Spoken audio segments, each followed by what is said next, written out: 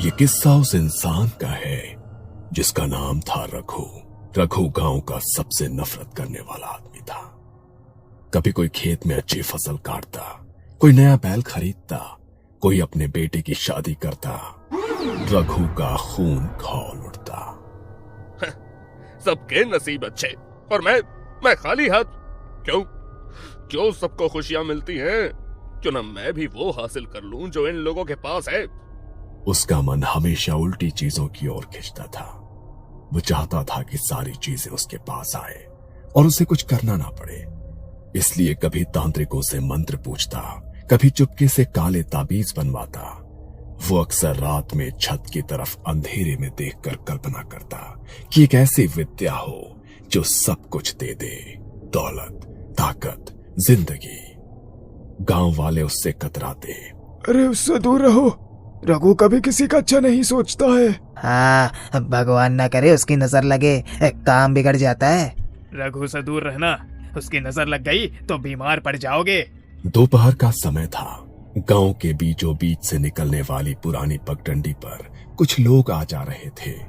अचानक दूर से खड़ाओं की टक टक की आवाज आने लगी। लोगों ने देखा एक बूढ़ा बाबा, दुबला पतला शरीर, आंखें गहरी और चेहरा झुर्रियों से भरा, गले में माला और हाथ में लाठी लिए जा रहा था। वो बीच सड़क पर खड़ा होकर ऊंची आवाज में बोलने लगा। सुन लो रे गांव वालों, काला जादू खेल मत समझना, और मृत विद्या वो तो मौत से भी गहरी खाई है। जिसने इसे साधा या तो अमर हुआ या काल मौत मरा। यह विद्या किसी का उपकार नहीं करती, बस बलिदान मांगती है। लोग ठहर कर 2 पल उसे देखते, फिर हंसते हुए आगे बढ़ जाते। अरे पागल बूढ़ा है, रोज नई कहानी सुनाता है। इसकी बातों पर कौन ध्यान देगा? चलो अपना काम करो। कोई रुका नहीं, लेकिन रघु के कदम वहीं जम गए। उसके कानों में अमर शब्द गूंज रहा था। उसकी आंखें चौड़ी हो गई। वो धीरे धीरे बाबा के और करीब आया। बाबा, ये विद्या सचमुच अमर बना सकती है? बाबा ने उसकी आंखों में झांका। उनमें न इंसानियत थी, न कोई दुख, बस लालच और पागलपन। हाँ, पर यह विद्या साधारण नहीं है। इसके लिए इंसान की आत्माराम हड्डी चाहिए, जिसे लोग 1.5 फुटिया कहते हैं। वो हड्डी उस मुर्दे की होती है जिसकी आत्मा अभी धरती से मुक्त नहीं हुई है। इसे उठाना मौत को घर बुलाने जैसा है। मेरी जान की फिक्र मत कीजिए बाबा, मुझे बस विद्या चाहिए, मुझे अमर होना है। रघु ने कुछ पल चुप रहकर बाबा को देखा, फिर एकदम टूटे हुए अंदाज में बोल पड़ा। बाबा, मेरी जिंदगी बर्बाद हो चुकी है। खेती बाड़ी में हमेशा नुकसान, घर वाले मुझे छोड़ गए, गांव वाले मुझे पत्थर की तरह देखते हैं, दूसरों की खुशियां मुझे खोए जाती हैं। मेरे पास खोने को अब कुछ नहीं है बाबा, मुझे बस ताकत चाहिए, मुझे ये विद्या चाहिए बाबा, चाहे कुछ भी हो जाए। बाबा ने उसकी हालत सुनी, मगर बिना कुछ कहे लाठी टेकते हुए तेजी से आगे बढ़ने लगे। बाबा ठहरो बाबा, मुझे मत छोड़ो, मैं कुछ भी करूंगा, मुझे ये विद्या सिखा दो बाबा, मुझे सिखा दो। बाबा और तेज चलने लगे। एक पल रघु की आंखें हटती हैं तो बाबा गायब। कहाँ गया वो? अभी तो यही था। उस रात रघु ने गांव-गांव ढूंढा, नदी के किनारे, जंगल के पास, यहां तक कि पुराने शमशान में भी। कई रातों तक पीछा करने के बाद आखिरकार उसने बाबा को देखा, जंगल के उस पार एक पुरानी झोपड़ी में। बाबा ने उसे देखा और गहरी सांस छोड़ी। तो तू आ ही गया। मुझे लगा ही था कि तेरे लालच का भूत तुझे यहां तक खींच लाएगा। अच्छा, अगर इतनी जिद है तो सुन, पहले वो हड्डी ला, आत्माराम हड्डी, 1.5 फुटिया। उसके बिना मैं आगे कुछ नहीं सिखाऊंगा। रघु की आंखों में पागलपन चमक उठा। ठीक है बाबा, चाहे जान चली जाए, मैं वो हड्डी लेकर आऊंगा। रघु कई दिनों से एक ही सोच में डूबा हुआ था, 1.5 फुटिया हड्डी। बाबा ने समझाया था कि यही मृत विद्या की पहली सीढ़ी है, पर यह हड्डी आसानी से हाथ नहीं आती। एक रात गांव में एक बूढ़े आदमी की मौत हुई। लोग अर्थी लेकर शमशान की तरफ जा रहे थे। रघु भी भीड़ से थोड़ी दूरी बनाकर उनके पीछे चलने लगा। शमशान के पास जाने का साहस पहले कभी उसमें नहीं हुआ था, पर आज उसके अंदर लालच ने डर को दबा दिया था। वो दूर अंधेरे पेड़ों की परछाई में छुप गया। शमशान की हवा भारी थी। धुआं, राख, जलते लकड़ी की चिटचिटाहट और बीच बीच में रोने धोने की आवाजें। रघु पत्थर के पीछे दुबककर सांस रोके बैठा रहा जब तक कि चिता पूरी तरह से जल नहीं गई और गांव वाले धीरे धीरे वापस न चले गए। अब वहां बस राख का ढेर था और कुछ अधजली हड्डियां बाहर बिखरी थी। रघु ने इधर उधर देखा, फिर धीरे धीरे आगे बढ़ा। उसका पैर राख पर पड़ा तो सुलगती लकड़ी से धुआं निकला। वो घुटनों के बल बैठ गया और दोनों हाथों से राख खोदने लगा। हर हड्डी को उठाकर देखता, पर उसे समझ ही नहीं आ रहा था कि कौन सी वो आत्माराम हड्डी है। कौन सी है वो? बाबा ने कहा था बैठने जैसा आकार, पर यहाँ सब एक जैसा लग रहा है। उसी वक्त अचानक पीछे से टॉर्च की तेज रोशनी पड़ी। कौन है वहाँ? रघु का दिल धड़क उठा, चेहरा ढक लिया, पर चौकीदार की टॉर्च अब सीधे उसकी पीठ पर थी। रात के सन्नाटे में कौन मुर्दों की खाद खोद रहा है? रघु को लगा कि अभी पकड़ा जाएगा। वो झटपट भागा, अंधेरे में पेड़ों के बीच से निकल गया। चौकीदार पीछे पीछे दौड़ा, पर अंधेरे और झाड़ियों ने उसे बचा लिया। रघु हांफता हुआ गांव के बाहर जाकर रुका। उसकी आंखों में डर से ज्यादा गुस्सा था। ये हड्डी मुझे लेनी ही है, चाहे कुछ भी हो जाए। अगली बार भी वही हाल। गांव में फिर एक मौत हुई। दिन में ही छुप जाऊंगा, सबके जाने के बाद आसानी से उठा लूंगा मैं इसे। वो सबके साथ शमशान गया। लोग चिता सजाने में लगे थे और रघु भी रोता धोता उनके बीच खड़ा रहा, जैसे मृतक का कोई दूर का रिश्तेदार हो। धीरे धीरे लोग शव जलाने लगे। रघु धीरे धीरे किनारे सरकता गया। धुएं और मंत्रोच्चार में कोई उसकी ओर ध्यान नहीं दे रहा था। जब अंतिम संस्कार खत्म हुआ और धीरे धीरे लोग लौटने लगे, तब तक रघु वहीं दुबका रहा। रात गहराई और शमशान बिल्कुल सुनसान हो गया। उसने धीरे से बाहर झांका, बस राख और आधी जली लकड़ियों का ढेर। वो फिर से घुटनों के बल बैठा और राख कुरेदने लगा, पर इस बार भी हड्डियां उसे कुछ समझ नहीं आ रही थी। कभी कोई लंबी टांग की हड्डी हाथ लगती, कभी आधा जला जबड़ा। वो सब उलट पलट कर देखता रहा।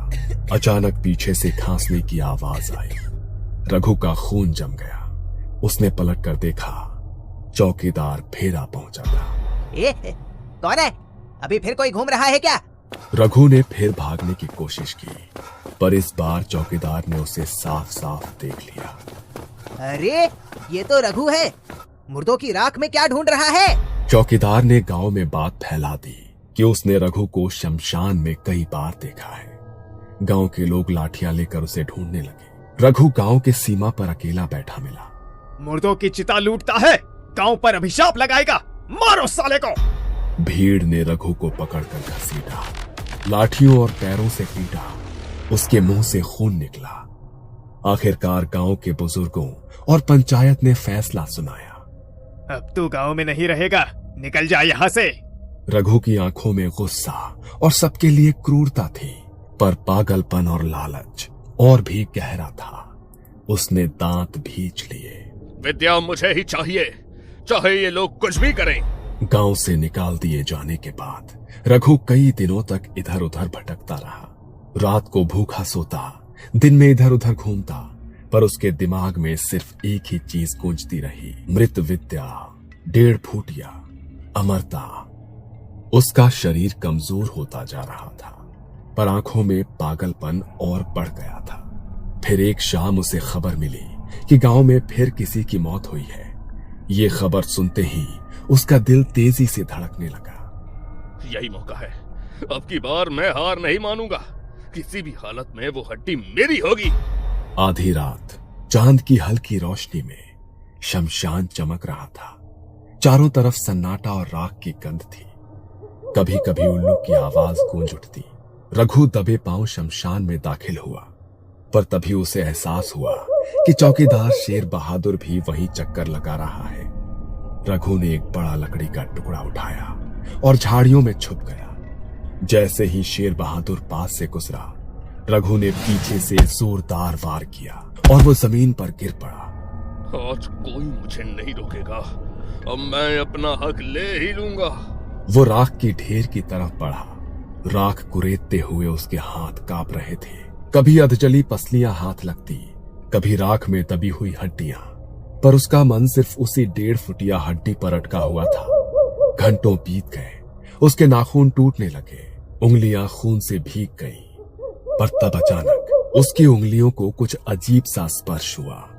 वो चीज ठंडी थी और बाकी हड्डियों से अलग। जब उसने राख हटाई तो सामने एक ऐसी हड्डी थी जो बाकियों से बिल्कुल जुदा थी। वो सचमुच बैठी हुई इंसान जैसी आकृति में थी, मानो राख के बीच कोई अधजला इंसान घुटनों को समेटे बैठा हो। रघु की सांस थम गई, उसकी आंखें चौड़ी हो गई। यही है 1.5 फुटिया आत्माराम हड्डी। उसका शरीर डर से कांप रहा था, पर लालच ने उसके हाथों को मजबूर कर दिया। उसने हड्डी दोनों हाथों से उठाई। जैसे ही उसने हड्डी उठाई, राख के ढेर से ठंडी हवा का झोंका उठा। आसमान में बादल छा गए, चांद की रोशनी बुझ गई। रघु हड्डी सीने से चिपकाकर पागलों की तरह हंसने लगा। मिल गई, अब मैं अमर हो जाऊंगा। अब कोई मुझे रोक नहीं सकता, कोई भी नहीं।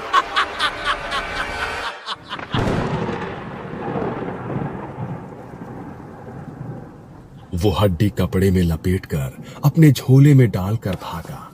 पीछे शमशान से अजीबोगरीब सी आवाजें आ रही थी, मानो कोई धीरे धीरे रो रहा हो या राख के नीचे से कोई भारी सांस ले रहा हो।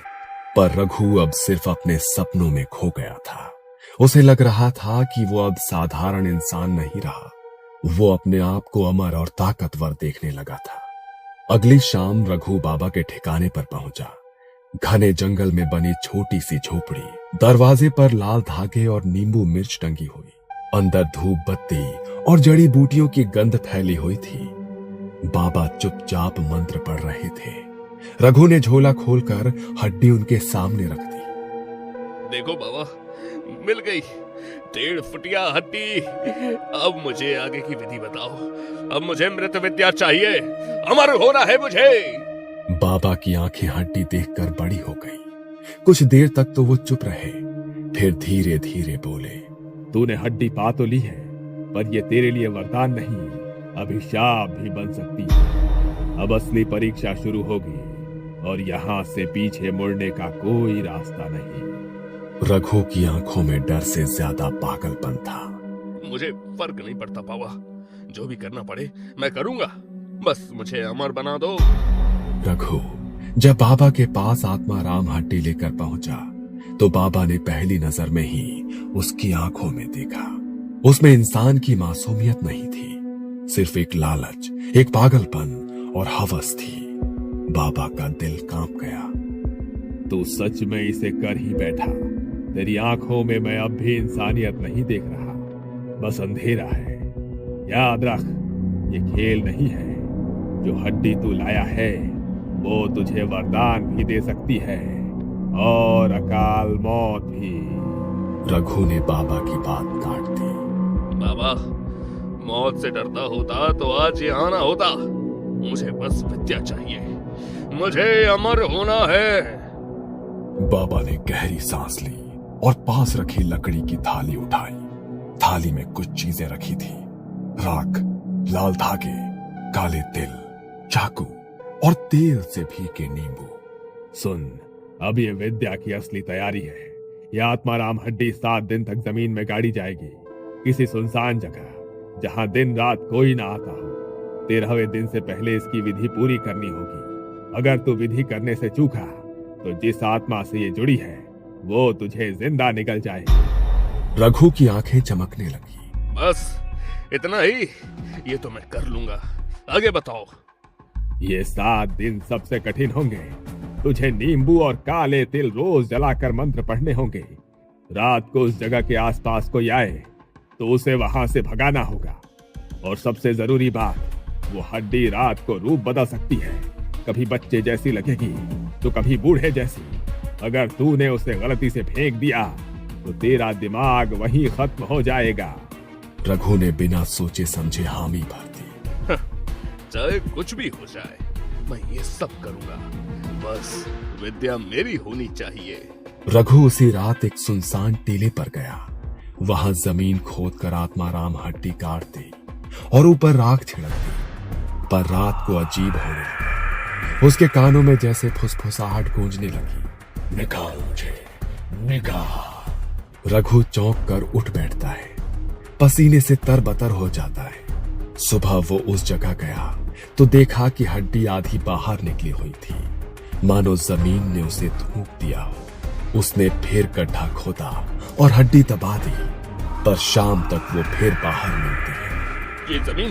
ये जमीन इसे थूक क्यों रही है? क्यों नहीं मानती है? तीसरे दिन उसने और गहरा काढ़ा, राख, तेल और तिल से गड्ढा भरा। पर उस रात उसे एक सपना आया। सपने में उसने देखा कि कोई लंबा काला आदमी उसकी गाड़ी हुई हड्डी निकाल रहा है और हड्डी उठाकर उसकी ओर हंस रहा है।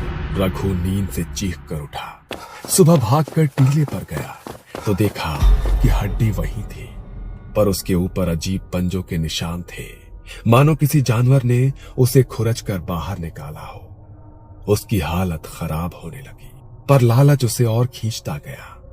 आखिर 7 दिन पूरे हुए। रघु थका हारा, कांपता हुआ हड्डी फिर से कपड़े में बांधकर बाबा के पास पहुंचा। बाबा, 7 दिन हो गए हैं, अब आगे बताओ, अब विद्या पूरी करो बाबा। बाबा ने हड्डी उठाकर मंत्र बुदबुदाया और उसकी ओर देखा। अजीब बात है, यह हड्डी साधारण नहीं लगती, इसके चारों ओर बहुत भारी परछाइयां हैं। फिर बाबा ने गंभीर होकर कहा, अब अंतिम विधि करनी होगी। 13वें दिन की रात से पहले तेल के चौमुखे दिए जलेंगे। राख, रक्त और मंत्र के साथ आत्मा को बुलाना होगा। अगर आत्मा आई और तू उसे बांध पाया तो विद्या तेरी होगी, और अगर आत्मा तुझसे छूट गई तो ये तेरा शरीर उसका निवास बन जाएगा। रघु की आंखों में डर नहीं बल्कि पागलपन और बढ़ चुका था। जो होगा देखा जाएगा बाबा, अब मुझे रोकने वाला कोई नहीं, बस शुरू करो। 13वीं रात। चारों तरफ काला अंधेरा, हवा भारी, जैसे जमीन भी किसी भयानक इंतजार में दबी हुई है। रघु और बाबा शमशान के उस कोने में पहुंचे जहां रघु ने 7 दिन पहले हड्डियां गाड़ी थी। वहां चारों तरफ राख फैली थी और चिता की जली हुई लकड़ियों से धुएं की हल्की गंध आ रही थी। बाबा ने चारों तरफ काला धागा बांधा और बीच में गोलाकार घेरा बनाया। फिर घी से एक दिया जलाया और हड्डियों को उस घेरे के बीच रखा। आज की रात आखिरी है रघु, याद रख, इस घड़ी जरा भी डर गया तो ये आत्मा तुझे चीर कर रख देगी। रघु की आंखों में अजीब चमक थी, पर उसके होंठ कांप रहे थे। उसने अपने मन में बस यही सोचा, बस आज की रात, कल से मैं अमर हो जाऊंगा। बाबा ने विधि शुरू की। उसने लाल रंग का चूर्ण राख पर छिड़का और काले तिल, कांच के टुकड़े और नींबू उस घेरे में रखे। फिर धीरे धीरे मंत्रोच्चार शुरू किया। पहले सब कुछ शांत था, फिर हवा अचानक तेज हो गई। पेड़ों की डालियां कर कर की आवाज करने लगी। रघु का दिल तेज धड़क रहा था। कुछ ही देर में राख हिलने लगी, हड्डियां धीरे धीरे कांपने लगी। बाबा, ये हड्डियां हिल रही हैं बाबा। चुप रह, मंत्र बोलता रहे, यही असली घड़ी है। लेकिन रघु की आंखें फैल गई। हड्डियों से धुआं निकल रहा था और धीरे धीरे उस धुएं से एक परछाई बन रही थी। वो परछाई लंबी और भयानक सी थी। उसकी सांस से जैसे राख उड़ रही थी। रघु का गला सूख गया। उसने बाबा की तरफ देखा, पर बाबा आंखें बंद कर मंत्र पढ़ रहा था। मंत्र मत रोक, वरना ये तुझ पर हावी हो जाएगी। रघु की नजर परछाई से मिली। उसकी रीढ़ की हड्डी तक ठंड दौड़ गई। वो परछाई सीधे उसकी ओर बढ़ने लगी। रघु बुरी तरह कांपने लगा। उसके होठों से मंत्र टूटने लगे। बाबा, ये मेरे पास आ रही है बाबा। बाबा, डर मत, बोलता रह, नहीं तो तेरा अंत यही है। लेकिन रघु के दिल में जो लालच था, अब डर ने उसे पूरी तरह कुचल दिया था। उसकी जुबान लड़खड़ा गई और मंत्र अधूरा रह गया। अचानक तेज चीख के साथ वो भयानक परछाई रघु पर टूट गई। उसकी चीख ने उस पहाड़ी की शांति को हिला दिया। नहीं, मुझे अमर होना है। अगले ही पल उसकी चीख अंधेरे में गुम हो गई। बाबा ने आंखें खोली, पर अब वहां रघु की जगह बस राख और टूटी हड्डियां पड़ी थी। अचानक हवा थम गई। मृत सन्नाटे में सिर्फ दिए की लौ कांप रही थी और धीरे धीरे वो काली परछाई वापस उसी हड्डी में समा गई। बाबा अवाक रह गए। उसकी आंखों में डर था, चारों तरफ सन्नाटा। रघु अब राख के ढेर में पड़ा था। उसका चेहरा काला, आंखें खुली हुई और शरीर ऐसा लग रहा था मानो अंदर से खाली हो गया हो। बाबा धीरे धीरे आगे बढ़े। उनकी सांसें भी भारी हो चुकी थी। उन्होंने रघु का शव देखा और चौंक पड़े। ये कैसे हो गया? आत्मा कभी इस तरह कब्र से निकलकर साधक को खत्म नहीं करती। कुछ तो गड़बड़ है। बाबा की नजर उस हड्डी पर पड़ी जो अभी भी घेरे में रखी थी। वो कांपते हाथों से उसके पास गए। जैसे ही उन्होंने पहली बार हड्डी को हाथ में उठाया, एक ठंडी लहर उनके शरीर में दौड़ गई। उनके कानों में किसी औरत, किसी बच्चे, किसी बूढ़े की एक साथ चीख गूंज उठी। ये सामान्य हड्डी नहीं है। बाबा ने हड्डी को अपने झोले में डाला और आंखें बंद करके मंत्रोच्चार शुरू किया। वो लगातार तांत्रिक बीज मंत्र बोलते रहे ताकि असली रहस्य पता चल सके। धीरे धीरे उनके सामने दृश्य खुलने लगा। उन्होंने देखा वो इंसान जिसकी ये हड्डी थी, उसके ऊपर पहले ही किसी ने काला जादू किया हुआ था और उसी काली आत्मा ने उस इंसान की जान ली। उसकी आत्मा पर कई और आत्माओं ने कब्जा कर लिया और उसी कब्जे ने उसे अंदर से खा लिया था। इसलिए उसकी आत्मा इतनी शक्तिशाली हो चुकी थी कि वो कभी किसी साधक के वश में नहीं आएगी। हे भगवान, ये तो श्रापित हड्डी है। इसमें एक नहीं कई आत्माएं बंधी हुई हैं। इसलिए इसी ने रघु की जान ले ली। ये किसी इंसान के बस में आ ही नहीं सकती। बाबा ने गहरी सांस ली। उन्होंने चारों तरफ देखा और जल्दी जल्दी मंत्र पढ़ते हुए हड्डी को फिर वहीं गाड़ दिया। पर उनके चेहरे पर एक डर साफ झलक रहा था, जैसे वो जानते हो कि यह हड्डी सिर्फ रघु के लालच का अंत नहीं, बल्कि भविष्य में भी किसी और की बर्बादी का कारण बनेगी।